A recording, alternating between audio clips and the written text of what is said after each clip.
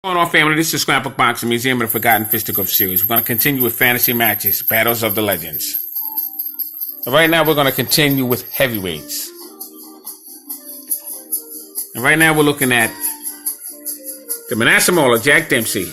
Career 1914-1927. 64 wins, 6 losses, 9 draws, 49 by the knockout rule. Against Rocky Marciano, the Brockton Blockbuster. Brockton, Massachusetts. Career 1947-1955. 49 fights, 49 wins, 43 by the knockout rule. Let's take a look at these fighters' careers. Now, Jack Dempsey, the Manasseh Mauler, he was born June 24th, 1895, Manassas, Colorado. He died May 31st, 1983, in New York. He stood 6 foot and weighed 165 to 205 pounds. His manager was Jack Doc Kearns. Now, he was a monster of the Roaring 20s. He was a boxer puncher, slugged his way through the heavyweight ranks. And he was known for ducking black fighters. Fighters that he ducked were Sam Langford, Harry Wills, Kid Norford, George Godfrey, Jack Johnson, among others. Joe Jeanette as well. And he fought champions: George Carpentier, Gene Tunney, Battling Levinsky, Jack McCarthy, Jess Willard, Jack Sharkey. He fought Bear Cartwright, Bill Brennan, Louis Angel Firpo, Tommy Gibbons, Billy Miss, Arthur Persley, Dan Porky Flynn, Carl Morris, Fireman Jim Flynn.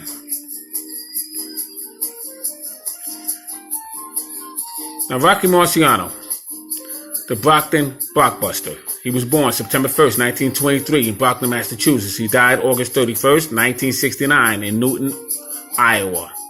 He unfortunately died in a plane crash. He was on his way back to try and establish his career once again after retiring in 1955 after his fight with Archie Moore. He stood 5'11" and weighed 178 to 191.5 pounds. He was trained and managed by Charlie Goldman and Al Wow. He was undefeated with some of the fighters in his class of undefeated fighters: Young Mitchell, Jimmy Barry, Terry Marsh, Laszlo Papp, Ricardo Lopez, just to name a few. So he was in a class of his own of undefeated fighters. He entered the Hall of Fame in 1959, International Hall of Fame in 1990. He fought fighters such as Roland Estraza, Madison Square Garden, defeated him in 10 rounds. Tiger Ted Lowry, Rex Lane, knocked him out in 6 rounds. Freddie Bischoff, he knocked out Rex Lane in 6 rounds. Freddie Bischoff in Boston knocked him out in 4 rounds. Joe Louis, Madison Square Garden, TKO'd him in 8 rounds. Now, Joe Louis was over the hill, but he was still in the ring. Lee Savoy, TKO, 6 rounds. Lee Savoy again in Philadelphia, TKO'd him in 6 rounds. Harry Kid Matthews, never been off his feet, was knocked out for the first time by Rocky Marciano. The fight took place in Madison Square Garden, knocked him out in 12 rounds. Jersey Joe Walcott knocked him out in 13 rounds. That was just an unbelievable fight. Marciano kept the pressure. Walcott slipped, made a mistake, and got caught with a beautiful right hand. Roland Estraza, TKO, 13 rounds. Ezzard Charles fought him twice. Defeated him in 15 rounds and knocked him out in 8 rounds. Ezzard Charles split his nose, and they had a rematch. Don Cockle, Archie Moore, knocked him out in 9 rounds. New York City. Now, the thing is with Jack Dempsey was a come-forward fighter, but he did know technique. He was able to move side to side when he had to. He weighed 185 pounds on standard, as did Rocky Marciano. Rocky Marciano, I believe, would have been able to absorb Jack Dempsey's punches. Jack Dempsey was a come-forward fighter. He didn't move side to side, but he always came forward. I don't think he could have handled the punishment of Rocky Marciano. But Jack Dempsey, I believe, probably on a good night, probably would have defeated Rocky Marciano, because Rocky Marciano didn't have the fights to prepare himself for Jack Dempsey. Most of the fighters he fought of Hall of Fame status were over the hill, such as Ezzard Charles and Joe Louis and Jersey Joe Walcott.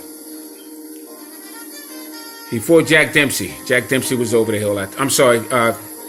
Jack Sharkey, he was over the hill at that particular time. Gene Tunney, he fought twice. I'm speaking of Jack Dempsey now.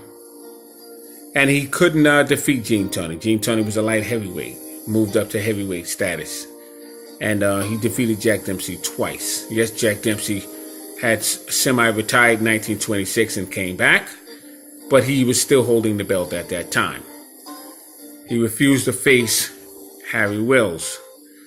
So thinking he would get out of the Harry Wills fight, he decided to face Gene Tunney and lost his belts. Jack Dempsey, I'll tell you, he had a good career. My problem is he didn't fight black fighters. He didn't test himself enough for me to rank him high enough with the other heavyweights. But between him and Rocky Marciano, I slightly give Rocky Marciano the edge only because he was never defeated. He walked through all the punches that was thrown at him. Very difficult to give a solid answer because most of the fighters he fought of Hall of Fame status, as I stated, was over the hill. Jack Dempsey did fight George Carpentier, who was a light heavyweight. He fought Tommy Gibbons, who was actually a middleweight light heavyweight. He fought Gene Tunney, who was a light heavyweight. He fought Bill Brennan, Louis Angel Firpo. Angel Firpo just threw punches. He didn't have technique at all. So he didn't really show me that he could handle a technical fighter other than Gene Tunney. He lost both times. Rocky Marciano did get under the punches of Jersey Joe Walcott, Eddie Charles, Joe Louis. All these fighters were over the hill, but he stood in there. I'm just going to go ahead and give the edge to Rocky Marciano. This is Scrapbook Boxing, Museum of the Forgotten Fisticuffs series. This is all subjective. I'm just having fun. Put in the comment section who you think would have won between Jack Dempsey and Rocky Marciano. Who do you think had a better career between Rocky Marciano and Jack Dempsey? Thanks for hanging in there with me. Salute to my subscribers. This is Scrapbook Boxing, saying all great fights and all great fighters will never be forgotten on my channel. Thanks for hanging in there with me. Till next time. This has been round 4, Battle of the Legends.